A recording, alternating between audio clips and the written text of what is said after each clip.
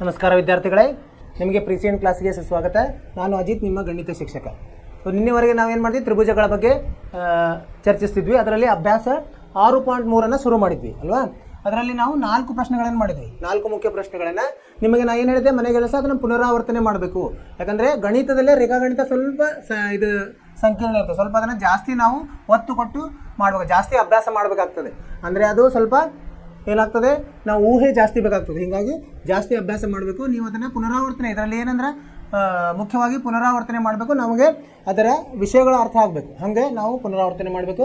4 ಪ್ರಶ್ನೆಗಳು ನೀವು ಪುನರಾವರ್ತನೆ ಮಾಡಿದೆ ಅಂತ ತಿಳ್ಕೊಂಡಿದ್ದೀನಿ, ನಿಮಗೆ ಅರ್ಥವಾಯಿತು ಅಂತಲೂ ತಿಳ್ಕೊಂಡಿದ್ದೀನಿ. ಸೊ ಅದರ ಮೇಲೆ ನಾವೇನು ಮಾಡಿರುತ್ತೆ, 5ನೇ ಪ್ರಶ್ನೆಗೆ ಹೋಗೋಣ ಅಂತ.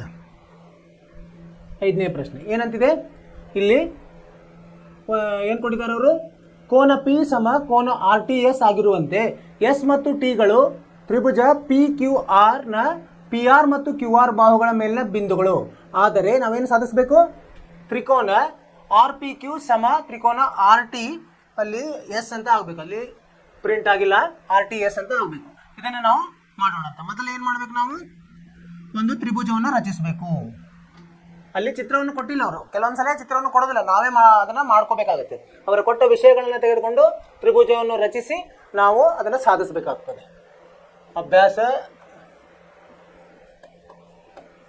6.3 ಇದು 5ನೇ ಪ್ರಶ್ನೆ. ಇಲ್ಲಿ ಒಂದು ತ್ರಿಭುಜವನ್ನು ರಚಿಸೋಣ ಮೊದಲು, ಅಂದರೆ ನಮಗೆ ಒಂದು ಅರ್ಥ ಆಗ್ತದೆ ಹೆಂಗೆ ಅವ್ರು ಏನು ಕೊಟ್ಟಿದ್ದಾರೆ, ನಾವೇನು ತಿಳ್ಕೊಂಡಿದ್ದೀವಿ ಅಂತ. ಈ ಥರ ಒಂದು ತ್ರಿಭುಜ ಇರಲಿ. ಸೊ ಯಾವ ತ್ರಿಭುಜ ಅದು, PQR ತ್ರಿಭುಜ, PQR ತ್ರಿಭುಜ ಕೊಟ್ಟಿದ್ದಾರೆ. ಇಲ್ಲಿ ಒಂದು ಏನಂದು ಕೊಟ್ಟಿದ್ದಾರೆ, ಪಿ ಕೋನ ಪಿ ಸಮ RTS ಅಂದರೆ RTS ಇನ್ನೊಂದಿದೆ, ಅದು RTS ಅಂದರೆ ಇನ್ನೊಂದು ನಾವು ರಚಿಸಬೇಕಾಗ್ತದೆ. ಹೆಂಗಿರಬೇಕು, TS ಅಂತ ಒಂದು ಬಾಹುನ ರಚಿಸಬೇಕು. ಅಲ್ಲಿ PR ಮತ್ತು QR ಬಾಹುಗಳ ಮೇಲೆ ಬಿಂದುಗಳು ಎಲ್ಲಂತ, ಇಲ್ಲೇ PR ಮೇಲೆ ಯಾವ್ದು ಹಾಕೋಣಂತೆ, S ಹಾಕೋಣಂತೆ. ಇಲ್ಲಿ ಒಂದು S ಅಂತ ತೊಗೊಂಬಂತೆ, ಇಲ್ಲಿ ಒಂದು T ಅಂತ ತೊಗೊಂಬಂತೆ. ಇದನ್ನು ನಾವು ಸೇರಿಸಬೇಕು. ಇಲ್ಲಿಂದ ಇಲ್ಲಿಗೆ ಜೋಡಿಸಿದ್ರೆ ಈ ಥರ ಆಯ್ತು ನೋಡಿ. ಈಗೇನಂತ ಅವ್ರು ಕೊಟ್ಟಿರೋ ವಿಷಯನ ಇದರಲ್ಲಿ ಕೂಡಿಸೋಣ. ಏನಂತ ಹೇಳಿದ್ದಾರೆ ಅವರು, ಕೋನ ಪಿ ಸಮ ಕೋನ RTS, ಕೋನ RTS ಈ ಕೋನ ಆಗಿದೆ. ಈ ಕೋನ ಒಂದೇ ಇದೆ ಅಂತ ಹೇಳ್ತಾ ಇದ್ದಾರೆ. ಕೋನ ಪಿ ಸಮ ಕೋನ RTS ಅಂತ ಹೇಳ್ತಿದ್ದಾರೆ. ಏನಂತ ಸಾಧಿಸ್ಬೇಕು ನಾವು, ಸಾಧಿಸಿ ಏನನ್ನ, ತ್ರಿಭುಜ RPQ ಸಮರೂಪ ತ್ರಿಭುಜ RTS ಅಂತ ಮಾಡಬೇಕು. RPQ ಸಮರೂಪ RTS ಅಂತ ಮಾಡಬೇಕು. ಹೆಂಗೆ ಮಾಡೋದು ನೋಡೋಣಂತೆ. ಈಗ ನೋಡಂತೆ, ಈಗ ಸಾಧನೆ ನೋಡೋಣ. ಇವೆರಡು ತ್ರಿಭುಜಗಳನ್ನು ತಗೋಣಂತ. ತ್ರಿಭುಜ RPQ ಮತ್ತು ತ್ರಿಭುಜ RTS ನಲ್ಲಿ ಏನೇನಿದೆ ವಿಷಯಗಳು ಇಲ್ಲಿ ನೋಡಿ. ಕೋನ ಪಿ ಅಂದ್ರೇನು, QPR, ಕೋನ QPR ಸಮ ಏನಂತ ಹೇಳಿದ್ದಾರೆ ಅವರು, ಕೋನ RTS ಅಂತ ಹೇಳಿದ್ದಾರೆ. ಇದು ಸಮ ಇದು ಅಂತ ಹೇಳಿದ್ದಾರೆ. ಸರಿ, ಆಮೇಲೆ ಇದು ನೋಡಿ, SRT ಏನಾಗುತ್ತೆ, ಕೋನ ಇದು PRQ, ಕೋನ PRQ ಏನಾಗುತ್ತೆ, ಸಮ ಕೋನ SRT. ಯಾಕೆ ಹೇಳ್ರಿ, ಆರ್ ಏನಾಗುತ್ತೆ, ಆರ್ ಸಾಮಾನ್ಯ ಕೋನ, ಅದನ್ನು ಬರೆಯೋದಿಲ್ಲ. ಕೋನ ಆರ್ ಸಾಮಾನ್ಯವಾಗಿದೆ, ಇವೆರಡಕ್ಕೂ ಸಾಮಾನ್ಯ. ಆದ್ದರಿಂದ ಅದನ್ನು ನಾವು ಆಯಾ ತ್ರಿಭುಜಗಳಿಗೆ ಸಂಬಂಧಿಸಿದಂತೆ ಕೋನಗಳನ್ನು ಬರೆದಿದ್ವಿ. ಈಗೇನಾಯ್ತು, 2 ಕೋನಗಳು ಸಮ ಇದೆ, ಇವನ್ನ ಅನುರೂಪ ಕೋನಗಳನ್ನು ತಗೊಂಡು ಏನಂತ ಹೇಳೋದು, ಯಾವ ನಿರ್ಧಾರಕ ಗುಣ ಬರ್ತದೆ, ಕೋ ಬರ್ತದೆ. 2 ಕೋನಗಳು ಸಮವಲ್ಲ, ಕೋ ನಿರ್ಧಾರಕ ಗುಣದಿಂದ ಏನಾಯ್ತು, ಈಗ ಪಿ ಅನ್ನು ನಡಕ್ಕೆ ಹಾಕಬೇಕಾಗುತ್ತೆ ನಾವು. QPR ತ್ರಿಭುಜ QPR ಅಥವಾ RPQ ಏನಾದರೂ ಬರಿಬೋದು. ತ್ರಿಭುಜ RPQ ಅಂದರೆ ಸಮರೂಪ ಸಮರೂಪ ಯಾವುದಾಗ್ತದೆ, STR ಅಥವಾ RTS ಆಗುತ್ತೆ. RTS ತ್ರಿಭುಜ RTS ಆಗ್ತದೆ. ಅವ್ರು ಅದೇ ಹೇಳಿದ್ರಲ್ಲ ಮಾಡಲಿಕ್ಕೆ, ಅವರು ಕೊಟ್ಟಿರೋ ವಿಷಯಗಳನ್ನೇ ತೊಗೊಂಡ್ವಿ ನಾವಿಲ್ಲಿ.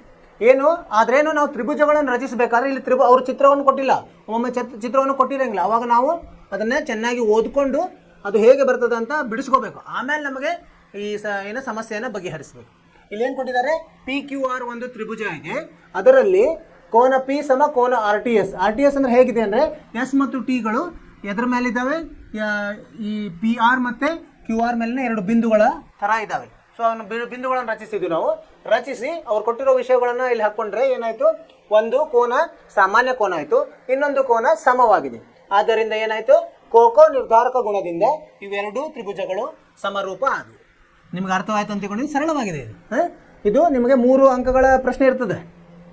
ಮುಂದೋಗೋಣಂತೆ 6ನೇ ಪ್ರಶ್ನೆ.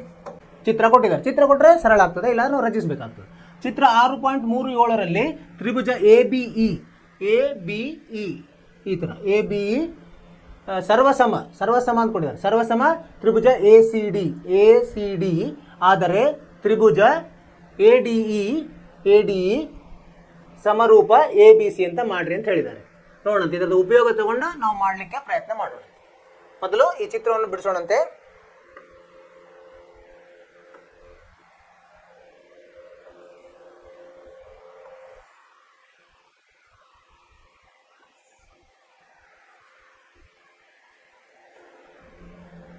ಈ ಥರ ಇದೆ, ಇಲ್ಲಿಂದ ಇದಕ್ಕೆ ಸೇರ್ತಿದೆ, ಇದು ಇಲ್ಲಿಂದ ಇಲ್ಲಿಗೆ ಸೇರಿದೆ, ಸರಿನಾ?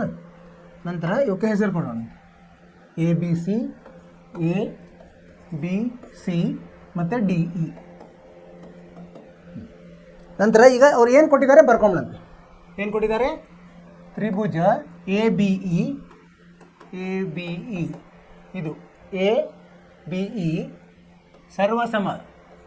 ಸರ್ವಸಮ ತ್ರಿಭುಜ ACD ಅಂತ ಕೊಟ್ಟಾರ. ಸರ್ವಸಮ ಅಂದ್ರೇನು, ಎಲ್ಲ ಅನುರೂಪ ಬಾಹುಗಳು ಮತ್ತು ಅನುರೂಪ ಕೋನಗಳು ಸಮವಾಗಿರ್ತವೆ ಅಂತ. ಆದರೆ ಏನು ಸಾಧಿಸ್ಲಿಕ್ಕೆ ಹೇಳಿದ್ದಾರೆ, ಸಾಧಿಸಿ ತ್ರಿಭುಜ ADE ಸಮರೂಪ ತ್ರಿಭುಜ ABC ಮಾಡಲಿಕ್ಕೆ ಹೇಳಿದ್ದಾರೆ. ತ್ರಿಭುಜ ADE ಇದು, ಆಮೇಲೆ ABC ಇದು. ಇಲ್ಲೇನದೆ, ಇವೆರಡರಲ್ಲಿ ಗಮನಿಸಿದಾಗ A ಅನ್ನೋದು ಒಂದು ಸಾಮಾನ್ಯ ಕೋನ ಆಗ್ತದೆ. ಇನ್ನೊಂದು ವಿಷಯ ಬೇಕು ನಮಗೆ, ಅದನ್ನ ಹೆಂಗೆ ಮಾಡೋದು ನಾವು ನೋಡೋಣ ಅಂತ. ಈಗ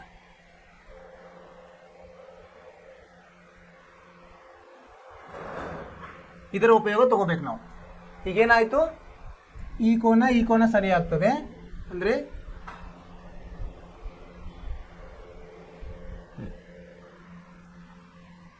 ಸಾಧನೆ. ಇದರದ ಉಪಯೋಗ ತಗೊಂಡಂತೆ ತ್ರಿಭುಜ ABE ಸರ್ವಸಮ ತ್ರಿಭುಜ ACD ಇದೇನೋ ಕೊಟ್ಟಿದ್ದಾರೆ ಅಂದರೆ ದತ್ತ ಅಂತ ಬರೀಬೇಕು, ಕೊಟ್ಟಿರೋದು, ಸರಿನಾ? ಅವಾಗ ಏನಾಗುತ್ತೆ, AB ಸಮ AC ಆಗ್ತದೆ, ಹೌದಿಲ್ಲ? AB ಸಮ AC ಆಗ್ತದೆ, AB ಸಮ AC ಅನುರೂಪ ಬಾಹುಗಳು ಈ ತ್ರಿಭುಜದಲ್ಲಿ. ಅನುರೂಪ ಬಾಹುಗಳು ಹೆಂಗಿರ್ತಾವೆ, ಸಮ ಇರ್ತವೆ ಅಲ್ವಾ? ಆಮೇಲೆ AD ಸಮ ಏನಾಗ್ತದೆ, ಆದ್ದರಿಂದ ಇದನ್ನು AC ಇಲ್ಲಿ ತೊಗೊಂಡ್ರೆ ಏನಾಗ್ತದೆ, AB ಭಾಗಲಬ್ಧ AC ಏನಾಗುತ್ತೆ, ಸಮ 1 ಆಗ್ತದೆ. ACಯನ್ನು ಎಡಗಡೆ ತೊಗೊಂಡ್ರೆ AB ಭಾಗಲಬ್ಧ AC ಏನಾಗುತ್ತೆ, 1 ಆಗ್ತದೆ, ಸರಿನಾ? ಆಮೇಲೆ ಇದು ನೋಡಿ, ಈ ತ್ರಿಭುಜದಲ್ಲಿ AD ಸಮ AE ಇದೆ ಅಲ್ವಾ, ಅದು ಪಾದಗಳು. ಇವೆರಡು ತ್ರಿಭುಜಗಳ ABE ಸರಿ ಆಗ್ತದೆ.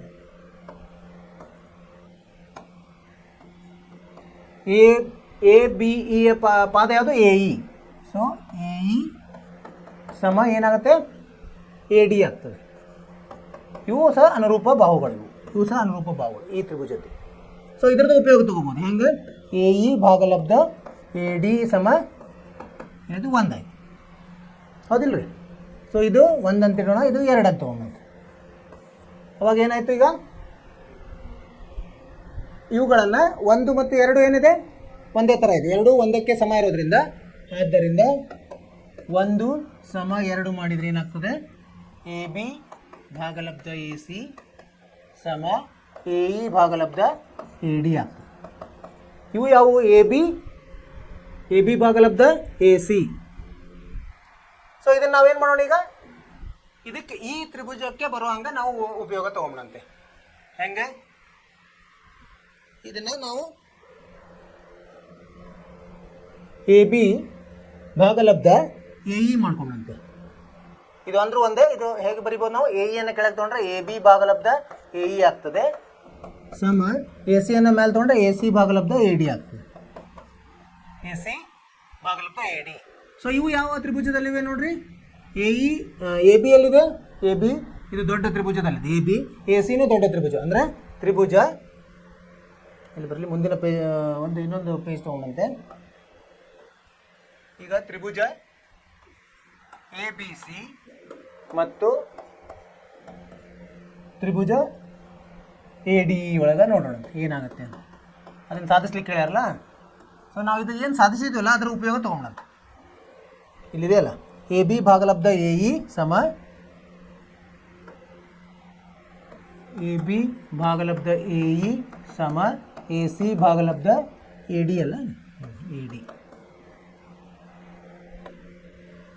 ಎ ಸಿ ಭಾಗಲಬ್ಧ ಎ ಡಿ. ಸರಿ, ಈಗ ಈ ತ್ರಿಭುಜದಲ್ಲಿ ಎರಡು ಇವು ಅನುರೂಪ ಬಾಹುಗಳು. ಅನುರೂಪ ಬಾಹುಗಳು ಏನಾಗಿದ್ದಾವೆ ಇಲ್ಲಿ, ಹೇಗಿದ್ದಾವೆ ಸಮಾನುಪಾತದಲ್ಲಿ. ಮತ್ತು ಇನ್ನೊಂದು ಕೋನವು ಒಂದು ಸಾಮಾನ್ಯ ಕೋನ ಇದೆ. ಯಾವ ಕೋನದು, ಕೋನ ಎ. ಕೋನ ಎ ಸಾಮಾನ್ಯ ಎರಡಕ್ಕೂ. ಸೊ ಹಂಗಿದ್ರೆ ಏನಾಗುತ್ತೆ, ಇವೆರಡು ಯಾವ ಪ್ರಮೇಯ, ಪ್ರಮೇಯ ಬಾ ಕೋ ಬಾ, ಬಾಹುಗಳು, ಎರಡು ಬಾಹುಗಳು ಸಮಾನುಪಾತ, ಒಂದು ಕೋನ ಸಮ. ಆದ್ದರಿಂದ ಬಾ ಕೋ ಬಾ ಅಥವಾ ಎಸ್ ಎ ಎಸ್ ಅಂದರೂ ಅನ್ಬೋದು. ಎಸ್ ಎ ಎಸ್ ನಿರ್ಧಾರಕ ಗುಣದಿಂದ ಏನಾಗ್ತದೆ, ತ್ರಿಭುಜ ಎ ಬಿ ಸಿ ಸಮರೂಪ ತ್ರಿಭುಜ ಎ ಡಿ ಇ ಆಗ್ತದೆ. ಅರ್ಥ ಆಯ್ತು ವಿದ್ಯಾರ್ಥಿಗಳೇ? ಅವರು ಕೊಟ್ಟು ಮೊದಲು ಅವರು ಸರ್ವ ಸಮತೆ ಕೊಟ್ಟಿದ್ದಾರೆ. ಸರ್ವ ಸಮತೆ ಇದರದ್ದು ಯಾವ್ಯಾವು, ಎ ಬಿ ಇ ಮತ್ತು A D C A C D ಕೊಟ್ಟಿದ್ದಾರೆ. ಸೊ ಅವುಗಳ ಉಪಯೋಗ ತೊಗೊಂಡು ನಾವೇನು ಮಾಡಿದ್ವಿ, ಮೊದಲು ಅನುರೂಪ ಕೋನಗಳ ಅನುಪಾತವನ್ನು ನೋಡಿದ್ವಿ. ಸೊ ಎರಡು ಅನುರೂಪ ಬಾಹುಗಳು ಅನುಪಾತ ಒಂದೇ ಬಂತು. ಅವು ಈ ತ್ರಿಭುಜದಲ್ಲಿದೆ. ಅವು ಯಾವುದು ನಮಗೆ ಸಾಧಿಸ್ಲಿಕ್ಕೆ ಹೇಳಿದ್ರೆ ಆ ತ್ರಿಭುಜದಲ್ಲಿ ಅವು ಸಮಾನುಪಾತದಲ್ಲಿ ಬಂದು. ಆಮೇಲೆ ಒಂದು ಕೋನ ಸಾಮಾನ್ಯವಾಗಿದೆ, ಕೋನ ಎ. ಸೊ ಇವನ್ನೆರಡೂ ಉಪಯೋಗಿಸಿ ನಾವೇನು ಮಾಡಿಸಿದ್ವಿ, ಸಾಧಿಸಿದ್ವಿ. ಏನಂತ, ತ್ರಿಭುಜ ಎ ಬಿ ಸಿ ಸಮರೂಪ ತ್ರಿಭುಜ ಎ ಡಿ ಇ ಬಾ ಕೋ ಬಾ ನಿರ್ಧಾರಕ ಗುಣದಿಂದ. ಅರ್ಥವಾಯಿತು ವಿದ್ಯಾರ್ಥಿಗಳು? ಪುನರಾವರ್ತನೆ ಮಾಡಬೇಕು. ಬಹಳಷ್ಟಲ್ಲೇ ಅದನ್ನು ಪ್ರಯತ್ನ ಮಾಡ್ತಾನೆ ಇರಬೇಕು. ಪ್ರಯತ್ನ ಮಾಡಿ ನಿಮಗೆ ಏನಂತೀರಿ, ಜಾಸ್ತಿ ಇದರಲ್ಲಿ ಒತ್ತು ಕೊಟ್ಟು ಮಾಡಬೇಕು ರೇಖಾಗಣಿತ. ಅಂದರೆ ನಿಮಗೆ ಸರಳ ಆಗ್ತದೆ. ಊಹೆ ಒಂದು ಜಾಸ್ತಿ ಇರಬೇಕು, ಊಹೆ ಮಾಡ್ಕೊತಾ ಹೋಗ್ಬೇಕು. ಮುಂದಿನ ಪ್ರಶ್ನೆಗೆ ಹೋಗೋಣಂತ. ಎಷ್ಟನೇದೀಗ 6 ಆಯಿತು. 7ನೇ ಪ್ರಶ್ನೆ. 7ನೇ ಪ್ರಶ್ನೆ ಏನಿದೆ, ತ್ರಿಭುಜ 6.38 ರಲ್ಲಿ ಎ ಬಿ ಸಿಯ ಎತ್ತರಗಳಾದ ಎ ಡಿ ಮತ್ತು ಸಿ ಇಗಳು ಪರಸ್ಪರ ಪಿ ಬಿಂದುವಿನಲ್ಲಿ ಛೇದಿಸುತ್ತವೆ. ಇಲ್ಲಿ ಛೇದಿಸಿದವೆ. ಆದರೆ ಏನು ಮಾಡ್ಬೇಕು ನಾವು, ತ್ರಿಭುಜ ಎ ಇ ಪಿ ಇದು ಚಿಕ್ಕದು, ಎ ಇ ಪಿ ಸಮರೂಪ ಸಿ ಡಿ ಪಿ ಅಂತ ಮಾಡಬೇಕು. ಹೆಂಗೆ ಮಾಡೋದು ಮಾಡೋಣ ಅಂತ. ಸರಳವಾಗಿದೆ. ಚಿತ್ರವನ್ನು ಬಿಡಿಸೋಣಂತ. ಮೊದಲು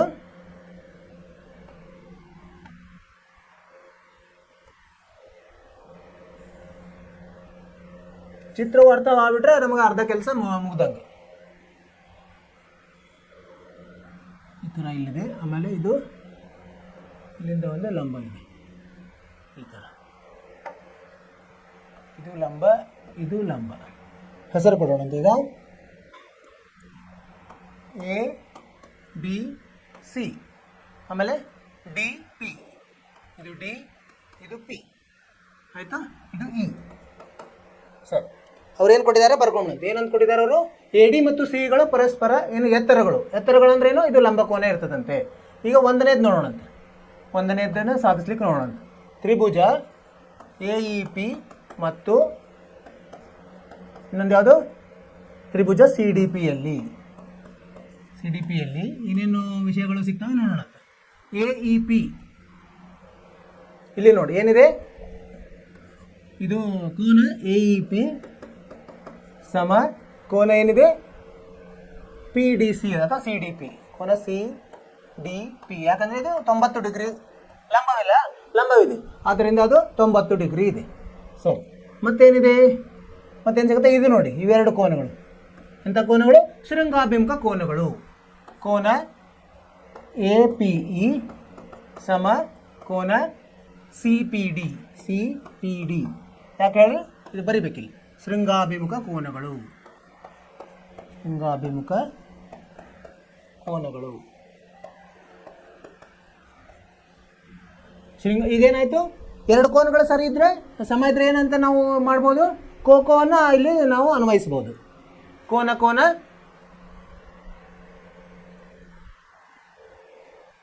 ಕೋನ ಕೋನ ನಿರ್ಧಾರಕ ಗುಣದಿಂದ ನಾವೇನನ್ಬೋದು? ಇವೆರಡು ತ್ರಿಭುಜಗಳು ಸಮರೂಪವಾಗಿದ್ದಾವೆ ಅಂತ ಹೇಳ್ಬೋದು. ಆಮೇಲೆ ಎರಡನೇದನ್ನ ನೋಡೋಣ ಇದಾದ್ಮೇಲೆ.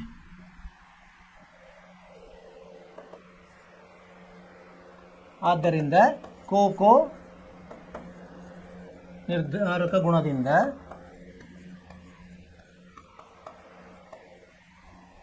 ಇನ್ನದು ತ್ರಿಭುಜ ಎ ಇ ಪಿ ಸಮರೂಪ ತ್ರಿಭುಜ ಸಿ ಡಿ ಪಿ ಆಗುತ್ತೆ. ಒಂದನೇದು ಇದನ್ನ ಮಾಡ್ಲಿಕ್ಕೆ ಹೇಳಿದ್ರು. ಎರಡನೇದು ಏನು ಹೇಳಿದ್ದಾರೆ ನೋಡೋಣ. ಎರಡು ತ್ರಿಭುಜಗಳು ಯಾವ ಬರ್ಕೊಂಡು? ತ್ರಿಭುಜ ಎ ಬಿ ಡಿ, ತ್ರಿಭುಜ ಎ ಬಿ ಡಿ ಮತ್ತು ಎ ಬಿ ಡಿ ಮತ್ತು ತ್ರಿಭುಜ C B E. C B ಯಲ್ಲಿ ಏನಿದೆ? ಏನು ಸಿಗುತ್ತೆ ನಮಗೆ? ಎ ಬಿ ಡಿ ಆಮೇಲೆ C B E. C B E. So ಇಲ್ಲಿನೂ ಒಂದೇನಿದೆ? 90 ಡಿಗ್ರಿ ಇದೆ. ಯಾವುದು? ಕೋನ ಎ ಬಿ ಡಿಯಲ್ಲಿ ಯಾವುದಿದೆ? A D B. ಕೋನ ಎ ಡಿ ಬಿ ಸಮ ಕೋನ ಸಿ ಇ ಬಿ. ಕೋನ ಸಿ ಇ ಬಿ ಯಾಕೆ ಹೇಳ್ರಿ? ಇದನ್ನು 90 ಡಿಗ್ರಿ ಇದೆ. ಆಮೇಲೆ ಇನ್ನೊಂದು ಈ ಬಿ ಕೋನ ನೋಡ್ರಿ ಸಾಮಾನ್ಯವಾಗಿದೆ. ಇವೆರಡೂ ತ್ರಿಭುಜಕ್ಕೆ ಕೋನ ಬಿ ಸಾಮಾನ್ಯ. ಕೋನ ಬಿ ಸಾಮಾನ್ಯ ಅಂದರೆ ಎರಡೂದರಲ್ಲೂ ಸಾಮಾನ್ಯ ಇರೋದ್ರಿಂದ ಸಮವಾಗಿದೆ ಅಂತ ಅರ್ಥ. ಅಂದ್ರೆ ಏನಾಯ್ತು? ಈಗ ಇದಕ್ಕೆ ಯಾವ್ದು ಹಾಕ್ಬೇಕು? ಮತ್ತೆ ಇಲ್ಲಿನೂ ಎ ಅಂದರೆ ಕೋಕೋ ನಿರ್ಧಾರಕ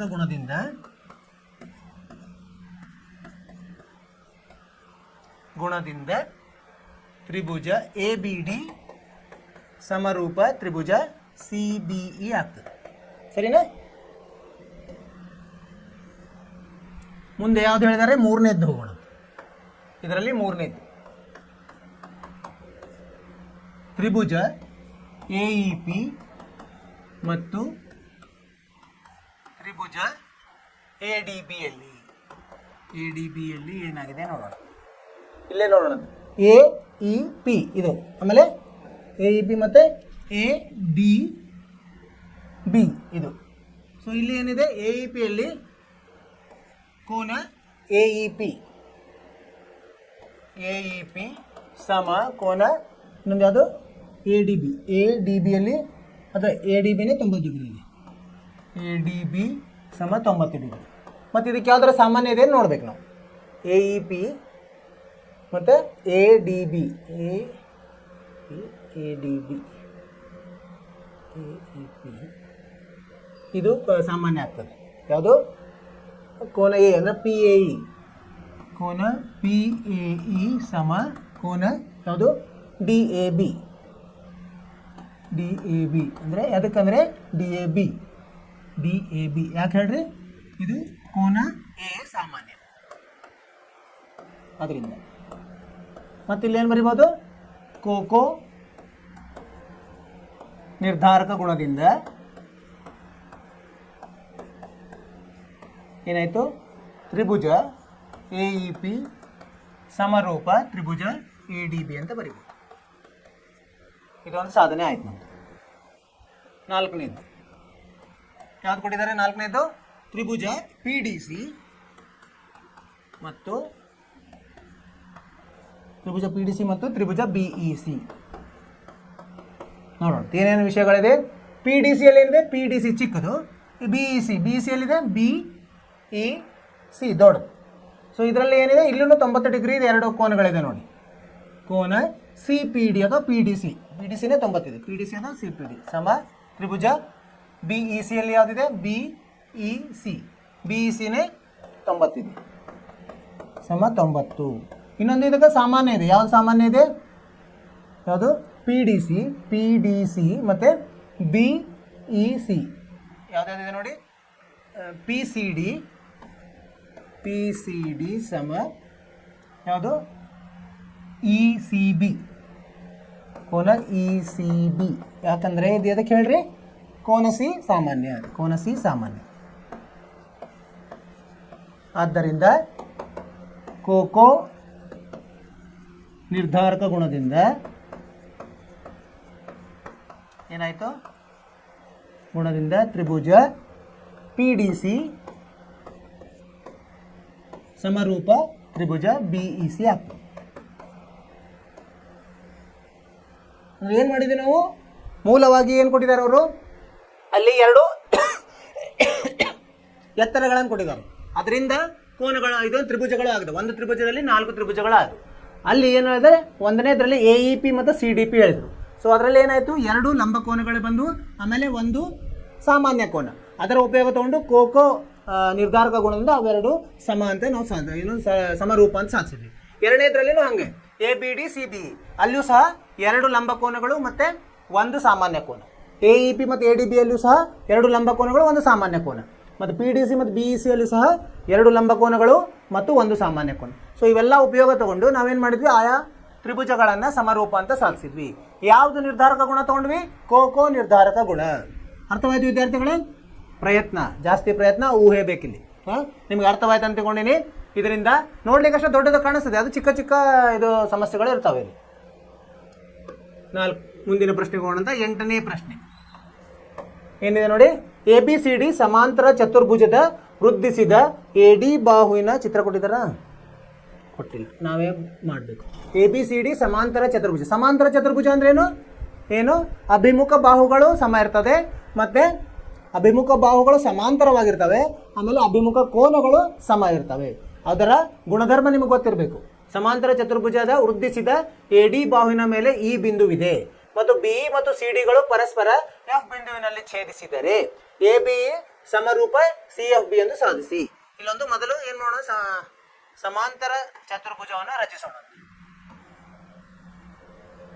ಈ ಥರ ಸಮಾಂತರ ಚತುರ್ಭುಜ. ನಂತರ ಇದಕ್ಕೆ ಹೆಸರು ಕೊಡೋಣ. ಯಾವುದಿದು? A B C D. A B ಅವ್ರೇನು ಹೇಳಿದ್ದಾರೆ? ಎ ಡಿ ಬಾಹುವಿನ ಮೇಲಿನ ಈ ಬಿಂದು ಇದೆ, ವೃದ್ಧಿಸಿದ. ಹಾಗಾಗಿ ಇದನ್ನ ಎ ಬಿ ಸಿ ಡಿ ಇಲ್ಲಿ ತಗೊಂಡು ಎ ಬಿ ಸಿ ಇಲ್ಲಿ ಡಿ ತಗೊಂಡು ರಚನೆಗೆ ಸರಳ ಆಗ್ತದೆ, ಅದಕ್ಕೆ ಹಾಕಿ ತಗೊಂಡು. ಆಮೇಲೆ ಏನಂತ ಎ ಬಿ ಸಿ ಡಿ ಒಟ್ಟು ಅದು ಹೇಗಾದ್ರೂ ತಗೋಬೋದು, ಹೀಗಾದ್ರೂ ತಗೋಬೋದು, ಹೀಗಾದ್ರೂ ತಗೋಬೋದು. ವೃದ್ಧಿಸಿದ ಎ ಡಿ ಬಾಹುವಿನ ಮೇಲಿನ ಎ ಡಿ ಬಾಹುವಿನ ವೃದ್ಧಿಸ್ಬೇಕಂತ ಹೇಳಿದ್ದಾರೆ. ವೃದ್ಧಿಸೋಣ.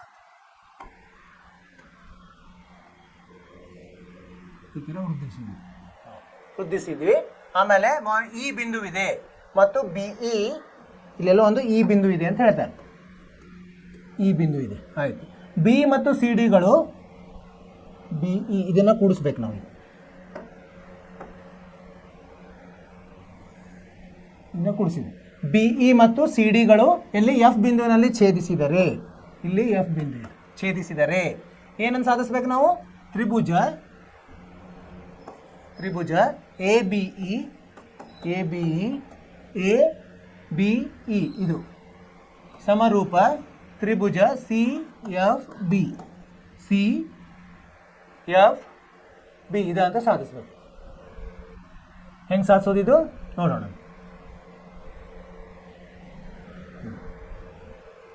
ಎ ಬಿ ಇ ಇಲ್ಲಿವರೆಗಿದೆ ಅಲ್ವಾ? ಈಗ ಇದು ಸಾಧಿಸಿ, ಸಾಧನೆ ಬರೆಯೋಣ. ಸಾಧನೆ ತ್ರಿಭುಜ ಮೊದಲು ಅವ್ರು ಏನು ಕೊಟ್ಟಿದ್ದಾರೆ? ಎ ಬಿ ಸಿ ಡಿ ಒಂದು ಇದಂತ ಕೊಟ್ಟಿದ್ದಾರೆ, ಅದನ್ನು ಬರ್ಕೊಂಬ. ಎ ಬಿ ಸಿ ಡಿ ಏನಂತ ಕೊಟ್ಟಿದ್ದಾರೆ? ಒಂದು ಸಮಾಂತರ ಚತುರ್ಭುಜ ಅಂತ ಕೊಟ್ಟಿದ್ದಾರೆ. ಇದರ ಉಪಯೋಗ ತಗೋಬೇಕು ನಾವು. ದತ್ತ. ಸೊ ಆದ್ದರಿಂದ ಏನಾಯ್ತು? ಈಗ ಈ 2 ತ್ರಿಭುಜಗಳನ್ನು ನೋಡೋಣ. ತ್ರಿಭುಜ ಎ ಬಿ ಇ ಮತ್ತು ತ್ರಿಭುಜ ಸಿ ಎಫ್ ಬಿ ದಲ್ಲಿ A B C F B correct. A B E C F B ನೋಡ್ರಿ ಏನಾಗತ್ತೆ, ಈಗ ಕೋನವು ಈ ಕೋನ ಸಮ ಇರ್ತದೆ. ಯಾಕೆ ಹೇಳ್ರಿ, ಇವು ಎಂಥ ಕೋನಗಳಾಗ್ತವೆ, ಪರ್ಯಾಯ ಕೋನಗಳಾಗ್ತದೆ. ಇದು ಒಂದು ಗೆರೆ ಎರಡು ಸಮಾಂತರ ಇರೋದ್ರಿಂದ, ಯಾವುದು ಎ ಡಿ ಮತ್ತು ಬಿ ಸಿ ಸಮಾಂತರ ಇರೋದ್ರಿಂದ ಇವೆರಡು ಎಂಥ ಕೋನಗಳಾಗ್ತದೆ, ಪರ್ಯಾಯ ಕೋನಗಳು. ಕೋನ ಎ ಇ ಬಿ ಸಮ ಕೋನ ಯಾವುದು F B C. F B C ಯಾವುದಿವು ಪರ್ಯಾಯ ಕೋನಗಳು.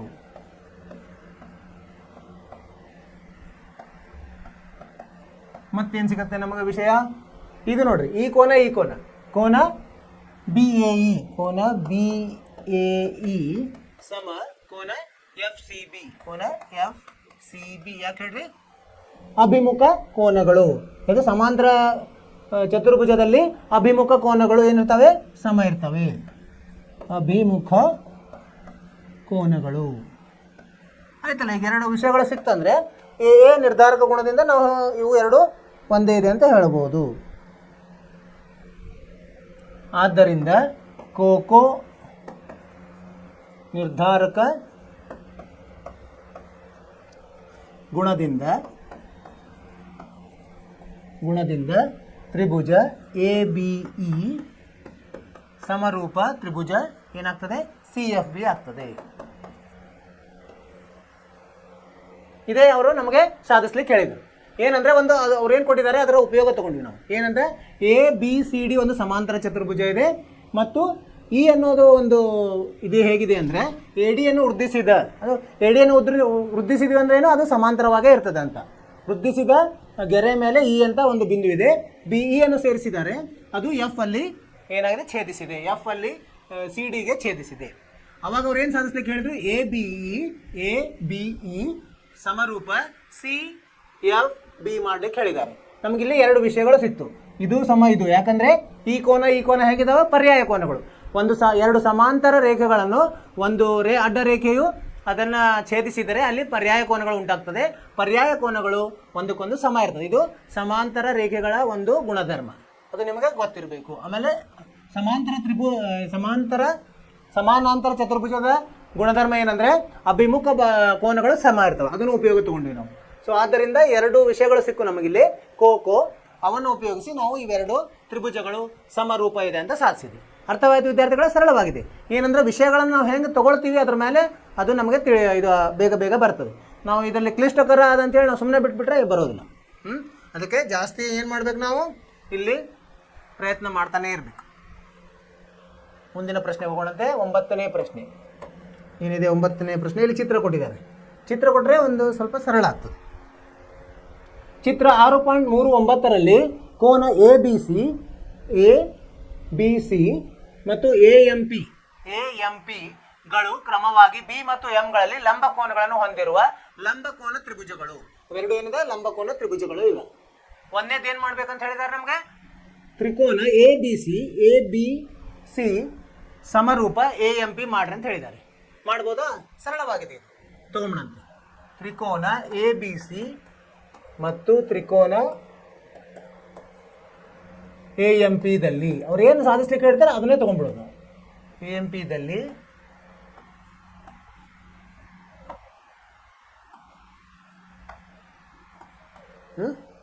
ಪಿದಲ್ಲಿ ಏನೇನು ವಿಷಯಗಳಿದೆ ನೋಡೋಣ. ಏನಿದೆ ನೋಡಿ, ಎ ಬಿ ಸಿ ಕೋನ ಎ ಬಿ ಸಿ ಸಮ ಕೋನ ಯಾವುದು ಎ ಎಂ ಪಿ. ಯಾಕೆ ಹೇಳ್ರಿ, 90 ಡಿಗ್ರಿ. ಆಮೇಲೆ ಇನ್ನೊಂದು ಯಾವುದು, ಪಿ ಎ ಬಿ ಸಿಯಲ್ಲಿ ಸಾಮಾನ್ಯ ಯಾವ್ದಾರ ಇದೆ ನೋಡಿ, ಇದಿದೆ ನೋಡಿ, ಸಾಮಾನ್ಯ ಇದೆ. ಯಾವುದು, ಸಿ ಎ ಬಿ ಕೋನ ಸಿ ಎ ಬಿ ಸಮ ಕೋನ ಪಿ ಎ ಎಂ ಅಥವಾ ಎಮ್ ಎ ಪಿ, ಯಾವುದಾದ್ರು ಬರೀಬೋದು, ಎಮ್ ಎ ಪಿ. ಯಾಕೆ ಹೇಳ್ರಿ, ಇದು ಕೋನ ಎ ಸಾಮಾನ್ಯ ಕೋನ ಆಗಿದೆ. ಸೊ ಆದ್ದರಿಂದ ಕೋಕೋ ನಿರ್ಧಾರಕ ಗುಣದಿಂದ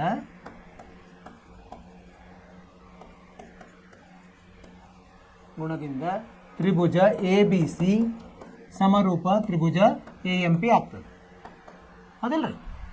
ಎರಡು ವಿಷಯ ಸಿಕ್ಬಿಟ್ರೆ ಸಾಕು ನಮಗೆ. ಖೋ. ಆಮೇಲೆ ಇನ್ನೊಂದು ಏನು ಹೇಳಿದ್ರೆ ಸಿ ಎ ಭಾಗಲಬ್ಧ ಪಿ ಎ, ಸಿ ಎ ಭಾಗಲಬ್ಧ ಪಿ ಎ ಸಮ ಬಿ ಸಿ ಭಾಗಲಬ್ಧ ಪಿ ಎಂ ಪಿ ಆಗತ್ತೆ ಇಲ್ಲ? ಇದು ಒಂದನೇ ವಿಷಯ ಆಯಿತು. ಇದರಲ್ಲಿ ಎರಡನೇ ವಿಷಯ ಸಿ ಎ ಭಾಗಲಬ್ಧ ಪಿ ಎ ಸಮ ಬಿ ಸಿ ಭಾಗಲಬ್ಧ ಎಂ ಪಿ. ಯಾಕೆ ಹೇಳ್ರಿ? ಸಿ ಎ ಮತ್ತು ಬಿ ಸಿಗಳು ಸಿ ಎ ಮತ್ತು ಬಿ ಸಿಗಳು ಮತ್ತು ಪಿ ಎ ಮತ್ತು ಎಂ ಪಿಗಳು ಹೆಂಗೆ? ಅವು ಅನುರೂಪ ಬಾಹುಗಳು. ಹಾಂ, ನಾವಿಲ್ಲಿ ಸಾಧಿಸಿಬಿಟ್ಟಿವಿ. ಒಂದರ ಸಾಧನೆ ಪ್ರಕಾರ ಸಿ ಎ ಮತ್ತು ಬಿ ಸಿಗಳು ಪಿ ಎ ಮತ್ತು ಎಂ ಪಿಗಳಿಗೆ ಅನುರೂಪ ಬಾಹುಗಳಾಗವೆ. ಅನುರೂಪ ಬಾಹುಗಳು. ಸೊ ಅನುರೂಪ ಬಾಹುಗಳು ಹೆಂಗಿರ್ತವೆ? ನಾವು ಏನು ಮಾಡಿದ್ವಿ? ಸಮರೂಪ ಅಂತ ಸಾಧಿಸ್ಬಿಟ್ರೆ ಅದು ಹೇಗಿರ್ತವೆ? ಅನುಪಾತ ಸಮ ಇರ್ತವೆ. ಆದ್ದರಿಂದ ಸಿ ಎ ಭಾಗಲಬ್ಧ ಪಿ ಎ ಸಮ ಬಿ ಸಿ ಭಾಗಲಬ್ಧ ಎಂ ಪಿ ಆಗ್ತದೆ. ಇದನ್ನು ಸಾಧಿಸಿರೋದ್ರಿಂದನೇ ಇದನ್ನು ನಾವು ಬರೀಲಿಕ್ಕೆ ಸಾಧ್ಯವಾಗಿದೆ. ಮೊದಲು ಅದನ್ನು ಏನಂತೆ ಸಮರೂಪ ಅಂತ ಸಾಧಿಸಬೇಕು. ಸಾಧಿಸಿ ಅದನ್ನು ಉಪಯೋಗ ತಗೊಂಡು ಆ ಬಾಹುಗಳ ಅನುಪಾತ ಸಮ ಅಂತ ನಾವು ಸಾಧಿಸಿದ್ವಿ. ಅರ್ಥವಾಯ್ತು ವಿದ್ಯಾರ್ಥಿಗಳು? ಸರಳವಾಗಿದೆ. ಏನು ವಿಷಯಗಳನ್ನು ತಗೊಳ್ಳೋದಿದೆ, ಸಾಧಿಸೋದಿದೆ. ಎರಡು ವಿಷಯಗಳು ಕಡಿಮೆ ಅಂದರೆ ಎರಡು ವಿಷಯಗಳು ಬೇಕು, ಎರಡು ಕೋನಗಳು ಸಮ ಇರಬೇಕು, ಅವಾಗ ನಮ್ಗೆ ಸಾಧಿಸ್ಲಿಕ್ಕೆ ಸರಳ. ಮುಂದಿನ ಪ್ರಶ್ನೆಗೆ ಹೋಗೋಣಂತೆ. 10ನೇ ಪ್ರಶ್ನೆ. ಇಲ್ಲಿ ಚಿತ್ರ ಕೊಟ್ಟಿಲ್ಲ. ಸಿ ಡಿ ಮತ್ತು ಜಿ ಎಚ್ಗಳು ಕ್ರಮವಾಗಿ ಕೋನ ಎ ಸಿ ಬಿ ಮತ್ತು ಕೋನ ಇ ಜಿ ಎಫ್ಗಳ ಕೋನಾರ್ಧಕ ರೇಖೆಗಳಾಗಿರುವಂತೆ ಡಿ ಮತ್ತು ಎಚ್ ಬಿಂದುಗಳು ಕ್ರಮವಾಗಿ ಎ ಬಿ ಸಿ ಮತ್ತು ಇ ಎಫ್ ಜಿಯ ಬಾಹುಗಳಾದ ಎ ಬಿ ಮತ್ತು ಎಫ್ ಇಗಳ ಮೇಲೆ ಇವೆ. ಎ ಬಿ ಸಿ ಇವು ಬೇರೆ ಬೇರೆ ಎರಡು ಕೋನಗಳನ್ನು, ಇದು ತ್ರಿಕೋನಗಳನ್ನು ರಚಿಸಬೇಕಾಗ್ತದೆ ನಾವು. ರಚಿಸೋಣ.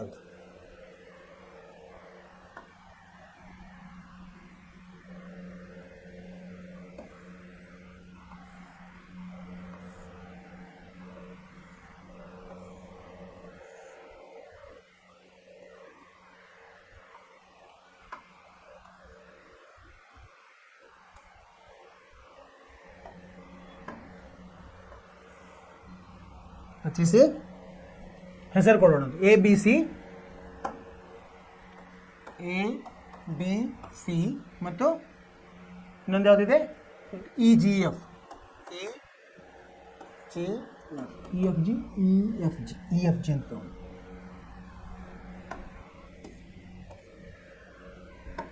E F G.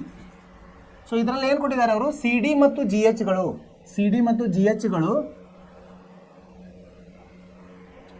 ಇಲ್ಲಿ ಒಂದು ಡಿ ಬಿಂದು ಬೇಕಾಗ್ತದೆ. ಇಲ್ಲಿ ಡಿ ಬಿಂದು, ಇಲ್ಲಿ ಎಚ್ ಬಿಂದು, ಇವೆರಡನ್ನ ಸೇರಿಸ್ಬೇಕು. ಇಲ್ಲಿ ಸೇರಿಸೋಣ, ಇದು ಇಲ್ಲಿ ಸೇರಿಸ್ಬೇಕು. ಸರಿ, ಇವೇನಾಗಿದೆ? ಕೋನಾರ್ಧಕ ರೇಖೆಗಳು ಅಂತ ಹೇಳಿದ್ದಾರೆ. ಸಿ ಡಿ ಮತ್ತು ಜಿ ಎಚ್ಗಳು ಕ್ರಮವಾಗಿ ಕೋನ ಎ ಸಿ ಬಿ ಮತ್ತು ಇ ಜಿ ಎಫ್ ಅಂದರೆ ಕೋನಾರ್ಧಕ ಅಂದ್ರೇನು? ಈ ಕೋನ ಸಮ ಈ ಕೋನ ಇರ್ತದೆ, ಈ ಕೋನ ಸಮ ಈ ಕೋನ ಇರ್ತದೆ. ಹಾಗೆ ಕೋನಾರ್ಧಕ ಅಂದ್ರೇನು? ಕೋನವನ್ನು ಬರೋಬ್ಬರಿಯಾಗಿ ಅರ್ಧವಾಗಿ ಇದು ವಿಭಾಗಿಸ್ತಾರೆ. ಈಗೇನಂತ ನಾವು ಸಾಧಿಸಬೇಕು? ಎ ಬಿ ಸಿ ಅವ್ರು ಕೊಟ್ಟಿದ್ದಾರೆ. ಮತ್ತೇನು ಕೊಟ್ಟಿದ್ದಾರೆ? ತ್ರಿಭುಜ. ಈಗ ಸಾಧನೆ ನೋಡೋಣಂತೆ. ಸಾಧನೆಯಲ್ಲಿ ಅವ್ರು ಏನು ಕೊಟ್ಟಿದ್ದಾರೆ ಬರ್ಕೊಂಡು. ತ್ರಿಭುಜ ಎ ಬಿ ಸಿ ಸಮರೂಪ ತ್ರಿಭುಜ ಇ ಜಿ ಎಫ್ ಅಂತ ಕೊಟ್ಟಿದ್ದಾರೆ. ಅವರು ಇ ಜಿ ಎಫ್ ಕೊಟ್ಟಿದ್ದಾರೆ. ಅಂದರೆ ಇದು ದತ್ತ. ಆಮೇಲೆ ಈ ಕೋನಗಳು ಏನ? ಕೋನ ಎ ಸಿ ಡಿ ಸಮ ಕೋನ ಬಿ ಸಿ ಡಿ ಮತ್ತು ಕೋನ ಇ ಜಿ ಎಚ್ ಸಮ ಕೋನ ಎಫ್ ಜಿ ಎಚ್. ಇವೆರಡು ಯಾಕಂತಂದರೆ ಇವು ಕೋನಾರ್ಧಕಗಳಿದಾವೆ. ಯಾವ ಸಿ ಡಿ ಮತ್ತು ಎಚ್ ಜಿ ಕೋನಾರ್ಧಕಗಳು.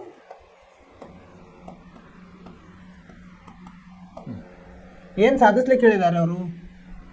ಹೇಳಿದ್ದಾರೆ ಅದನ್ನು ಮೊದಲಿನಿಂದ ತಗೊಂಡು ಒಂದನೇ ಸಾಧನೆ ಏನಂತ ಹೇಳಿದ್ದಾರೆ? ಸಿ ಡಿ ಭಾಗಲಬ್ಧ ಜಿ ಎಚ್ ಸಮ ಎ ಸಿ ಭಾಗಲಬ್ಧ ಎಫ್ ಜಿ ಮಾಡ್ರಿ ಅಂತ ಹೇಳಿದ್ದಾರೆ. ಸಿ ಡಿ ಎಲ್ಲಿದೆ? ಅದು ಸಿ ಡಿ ಇಲ್ಲಿದೆ, ಜಿ ಎಚ್ ಇಲ್ಲಿದೆ, ಎ ಸಿ ಎಲ್ಲಿದೆ? ಎ ಸಿ ಇಲ್ಲಿದೆ ಮತ್ತು ಎಫ್ ಜಿ ಇಲ್ಲಿದೆ, ಎಫ್ ಜಿ ಇದು ತೊಗೊಂಡಿದ್ದಾರೆ. ಸರಿ, ಅಂದರೆ ನಾವು ಯಾವುದು C D G H, C D G H ಮತ್ತು ಎ ಸಿ ಮತ್ತು F G.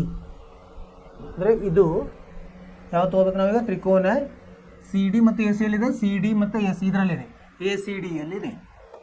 A C D ಮತ್ತು ಜಿ ಎಚ್ ಎಫ್ ಜಿ ಎಲ್ಲಿದ್ದಾವೆ ನೋಡಿ? ಜಿ ಎಚ್ ಎಫ್ ಜಿ ಇದರಲ್ಲಿದೆ. ಎಚ್ ಜಿ ಎಫ್ ಅಲ್ಲಿದೆ, ತ್ರಿಭುಜ ಎಚ್ ಜಿ ಎಫ್. ಸೊ ಇದರಲ್ಲಿ ನಾವೇನು ಮಾಡಬೇಕೀಗ? ಎರಡು ಕೋನಗಳನ್ನು ಸಮ ಮಾಡಬೇಕು. ಹೆಂಗೆ ಮಾಡೋದು ಈಗ? ಈಗ ನೋಡಿ, ಎ ಸಿ ಡಿ ಇಲ್ಲಿದೆ ಅಲ್ವಾ? ಈಗ ಎರಡು ಕೋನಾರ್ಧಗಳು, ಇಲ್ಲಿ ಕೋನ ಸಿ ಸಮ ಕೋನ ಜಿ ಆಗ್ತದೆ ಅಲ್ವಾ? ಕೋನ ಸಿ ಸಮ ಕೋನ ಜಿ ಇದೆ ಎರಡೂ ತ್ರಿಭುಜದಲ್ಲಿ. ಆದ್ದರಿಂದ ಈಗೇನಾಯಿತು? ಎ ಸಿ ಡಿ ಕೋನಾರ್ಧಕ ಇರೋದ್ರಿಂದ ಇಲ್ಲಿ ನೋಡಿ, ಎ ಸಿ ಡಿ ಸಮ ಕೋನ, ಆದ್ದರಿಂದ ಕೋನ ಎ ಸಿ ಡಿ ಸಮ ಯಾವುದಾಗುತ್ತೆ? ಎ ಸಿ ಡಿ ಸಮ ಎಚ್ ಜಿ ಎಫ್ ಆಗುತ್ತೆ. ಕೋನ ಎಚ್ ಜಿ ಎಫ್ ಆಗ್ತದೆ, ಎಚ್ ಜಿ ಎಫ್. ಯಾಕಂದರೆ ಇವೆರಡು ಕೋನಗಳು ಸಮ ಇದೆ, ಇವೆರಡು ಕೋನಗಳು ಇವೆರಡು ಕೋನ, ಯಾಕಂದರೆ ಸಿ ಮತ್ತು ಜಿ ಸಮ ಇದೆ, ಇವು ಕೋನಾರ್ಧಕ ಆಗಿರೋದ್ರಿಂದ ಇವೆರಡು ಸಮ ಇದೆ. ಇನ್ನೊಂದು ವಿಷಯ ಬೇಕು ನಮಗೆ. ಇನ್ನೊಂದು ವಿಷಯ ಯಾವ್ದು ತೊಗೊಂಡಂತೆ ನಾವು? ಎ ಸಮ ಎಫ್.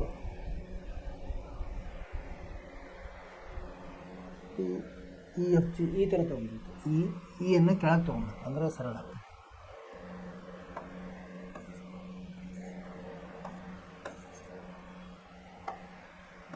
ಇ ಎಫ್ ಜಿ ಈ ತೊಗೊಂಡು ಅವಾಗ ಏನಾಗ್ತದೆ? ನಾವೇನು ಸಾಧಿಸ್ಬೇಕೀಗ?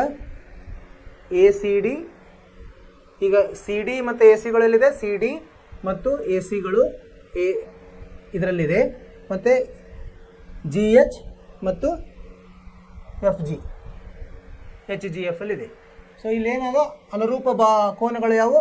ಕೋನ ಇದು ಸಾಧಿಸಿದೆ, ಎ ಸಿ ಡಿ ಸಮ ಎಫ್ ಜಿ ಎಚ್ ಆಯಿತು, ಎಫ್ ಜಿ ಎಚ್ ಅದು ಎಚ್ ಜಿ ಎಫ್. ಇನ್ನೊಂದು ಕೋನ ಎ ಸಮ ಎಫ್, ಕೋನ ಎ ಸಮ ಕೋನ ಎಫ್ ಅಲ್ವಾ? ಇದು ಸಮ ಇದು ಅನುರೂಪ ಕೋನಗಳು. ಅನುರೂಪ ಕೋನಗಳು. ಸೊ ಇವೆರಡು ಸಾಧಿಸಿದ್ರೆ ಏನು ಆಗತ್ತೆ ನಮಗೆ? ಇವೆರಡು. ಆದ್ದರಿಂದ ಏನಾಯ್ತು ಇಲ್ಲಿ? ಆದ್ದರಿಂದ ತ್ರಿಭುಜ ಎ ಸಿ ಡಿ ಸಮರೂಪ ತ್ರಿಭುಜ ಎಚ್ ಜಿ ಎಫ್ ಆಗುತ್ತೆ. ಸೊ ಇದಾಯ್ತಂದರೆ ನಾವು ಆದ್ದರಿಂದ ಸಮರೂಪ ಮಾಡಿದ್ವಂದರೆ ಏನಾಗುತ್ತೆ? ಅನುರೂಪ ಭಾವಗಳು ಸಮಾನುಪಾತದಲ್ಲಿ ಇರ್ತದೆ. ಸಿ ಡಿ ಭಾಗಲಬ್ಧ ಜಿ ಎಚ್, ಸಿ ಡಿ ಭಾಗಲಬ್ಧ ಎ ಸಿ ಅಂತ ಉಂಟು. ಸಿ ಡಿ ಭಾಗಲಬ್ಧ ಎ ಸಿ ಸಮ ಏನಾಯಿತು? ಸಿ ಡಿ ಭಾಗಲಬ್ಧ ಎ ಸಿ ಸಮ ಎಚ್ ಜಿ ಭಾಗಲಬ್ಧ ಎಫ್ ಜಿ ಆಗುತ್ತೆ. ಈಗ ಇದನ್ನು ನಾವು ಏನು ಮಾಡೋದು? ಹೊಂದಾಣಿಕೆ ಮಾಡಿಕೊಂಡ. ಆದ್ದರಿಂದ ಎ ಸಿಯನ್ನು ಮೇಲೆ ತೊಗೊಂಡು ಎಚ್ ಜಿಯನ್ನು ಕೆಳಗೆ ತೊಗೊಂಡು ಸಿ ಡಿ ಭಾಗಲಬ್ಧ ಎಚ್ ಜಿ ಸಮ ಎ ಸಿ ಭಾಗಲಬ್ಧ ಎಫ್ ಜಿ ಆಗುತ್ತೆ. ಸಾಧನೆ ಇದೇ ಮಾಡ್ಲಿಕ್ಕೆ ಹೇಳಿದಾರೆ ಇಲ್ಲ ನೋಡಿ, ಸರಿ ಆಯ್ತಿಲ್ಲ? ಇದನ್ನು ಸಾಧಿಸಿ ಅಂತ ಹೇಳಿದ್ದಾರೆ ಅವರು. ಇಲ್ಲಿ ಸಾಧನೆ ಆಯಿತು. ಅದರ ತಕ್ಕಂಗೆ ನಾವು ಚಿತ್ರಗಳನ್ನು ರಚಿಸಬೇಕು, ಅದು ತುಂಬ ಮುಖ್ಯ ಆಗ್ತದೆ ಇಲ್ಲಿ. ಆಮೇಲೆ ಎರಡನೇದಕ್ಕೆ ಹೋಗೋಣ. ಎರಡನೇದು ಏನು ಹೇಳಿದ್ದಾರೆ? ಎರಡನೇದ್ದು ಡಿ ಜಿ ಬಿ ಇದೆಲ್ಲ ತ್ರಿಭುಜ ಡಿ ಸಿ ಬಿ ಸಮರೂಪ ತ್ರಿಭುಜ ಎಚ್ ಜಿ ಇ ಅಂತ ಮಾಡ್ರಿ ಅಂತ ಹೇಳಿದ. ಎಚ್ ಜಿ ಅಂತ ಸಾಧಿಸಿ. ಸಾಧನೆ ತ್ರಿಭುಜ ಡಿ ಸಿ ಬಿ ಮತ್ತು ತ್ರಿಭುಜ ಎಚ್ ಜಿ ಯಲ್ಲಿ ಎಚ್ ಜಿ ಇ ದಲ್ಲಿ DCB ಮತ್ತು HGE. DCB ಮತ್ತು HGE ಇವನ್ ಸಾಧಿಸಲಿಕ್ಕೆ ಹೇಳಿದೆ. ಇಲ್ಲಿ ಏನಿದೆ ನೋಡ್ರಿ, DCB ಸಮ HGE ಕೋನ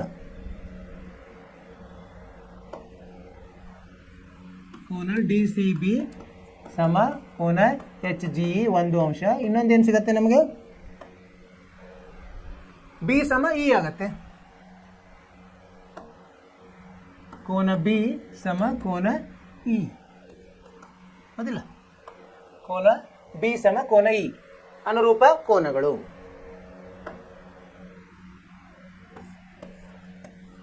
ಅನುರೂಪ ಕೋನಗಳು. ಆದ್ದರಿಂದ ಕೋಕೋ ನಿರ್ಧಾರಕ ಗುಣದಿಂದ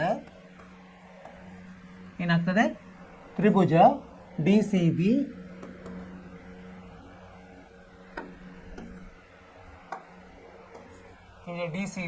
ಸಮರೂಪ ತ್ರಿಭುಜ HGE ಆಗ್ತದೆ. ಎರಡಾಯ್ತು. ಮೂರನೇದು ಏನು ಹೇಳಿದ್ದಾರೆ, ತ್ರಿಭುಜ DCA ಸಮರೂಪ HGF, ತ್ರಿಭುಜ HGF ಅಂತ ಮಾಡ್ರಿ ಅಂತ ಹೇಳಿದ್ದಾರೆ.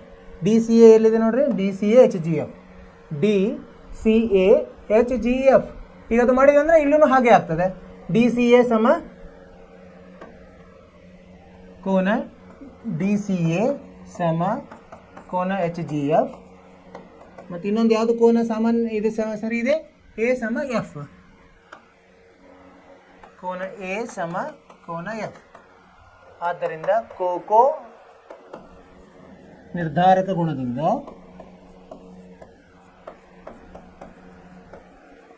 ಏನಾಗ್ತದೆ, ತ್ರಿಭುಜ DCA ಸಮರೂಪ ತ್ರಿಭುಜ HGF ಆಗ್ತದೆ. ಅರ್ಥ ಆಯ್ತು?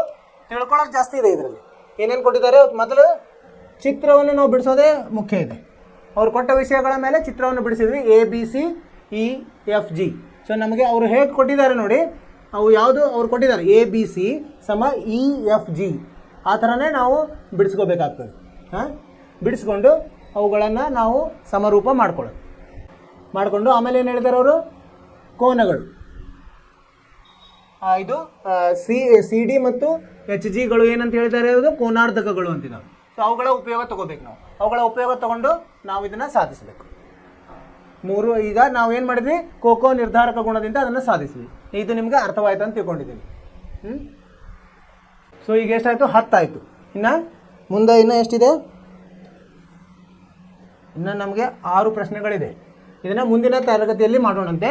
ನೀವೇನು ಮಾಡಿ, ಪ್ರಯತ್ನ ಮಾಡಿ ಮನೆಯಲ್ಲಿ, ಮನೆ ಕೆಲಸ ಅವು ಮೊದಲ ಪುನರಾವರ್ತನೆ ಮಾಡಿರಿ. ಮತ್ತು ಇವು 6 ಪ್ರಶ್ನೆಗಳು ನಿಮ್ಗೆ ಎಷ್ಟು ಬರ್ತಾವೆ ಅಷ್ಟು ಪ್ರಯತ್ನ ಮಾಡಿರಿ. ವಿಷಯಗಳನ್ನು ತೊಗೊಳ್ಳಿಕ್ಕೆ ನೋಡಿರಿ. ವಿಷಯಗಳನ್ನು ತೊಗೊಂಡು ಅದನ್ನು ನಿಮ್ಗೆ ಹೆಂಗೆ ಉಪಯೋಗ ಬರ್ತದಲ್ಲ, ಅದು ನಿಮ್ಮ ಸಾಧಿಸಲಿಕ್ಕೆ ಅದರ ಉಪಯೋಗ ತೊಗೊಂಡು ಮಾಡಿರಿ. ನಿಮಗೆ ಜರೂರಾಗಿ ಗೊತ್ತಾಗ್ತದೆ. ಸೊ ಇಲ್ಲ ನಿಮ್ಗೆ ಅರ್ಥ ಆಗಿಲ್ಲ ಅಂದರೆ ಮುಂದಿನ ಕ್ಲಾಸಲ್ಲಿ ಮತ್ತೆ ಇದನ್ನು ಚರ್ಚೆ ಮಾಡೋಣಂತೆ. ಅಲ್ಲಿವರೆಗೆ ಏನು ಮಾಡ್ಬೇಕು, ನಾವು ಪುನರಾವರ್ತನೆ ಮಾಡ್ತಾನೆ ಇರಬೇಕು ಮತ್ತು ಅದರ ಪ್ರಯತ್ನ ಮಾಡ್ತಾನೆ ಇರಬೇಕು. ನೀವು ಪ್ರಾಕ್ಟೀಸ್ ಜಾಸ್ತಿ ಮಾಡಬೇಕು, ಅಭ್ಯಾಸ ಜಾಸ್ತಿ ಮಾಡಬೇಕು. ರೇಖಾಗಣಿತದಲ್ಲಿ ಅಭ್ಯಾಸ ಎಷ್ಟು ಮಾಡ್ತೀವಲ್ಲ ಅಷ್ಟು ನಮಗೆ ಒಳ್ಳೆಯದು. ಅಷ್ಟು ಹೇಳ್ತಾ ಇವತ್ತಿನ ತರಗತಿಯನ್ನು ಮುಗಿಸ್ತಾ ಇದ್ದೀವಿ. ಮುಂದಿನ ತರಗತಿಯಲ್ಲಿ ಭೇಟಿಯಾಗೋಣ. ಅಲ್ಲಿವರೆಗೆ ನೀವೇನು ಮಾಡಬೇಕು, ಪಠ್ಯೇತರ ಚಟುವಟಿಕೆಯಲ್ಲಿ ಭಾಗವಹಿಸಿರಿ. ನಿಮ್ಮ ಆರೋಗ್ಯದ ಬಗ್ಗೆ ಕಾಳಜಿ ಇರಲಿ. ಆಮೇಲೆ ನಿಮಗೆ ಶುಭವಾಗಲಿ. ನಮಸ್ಕಾರ.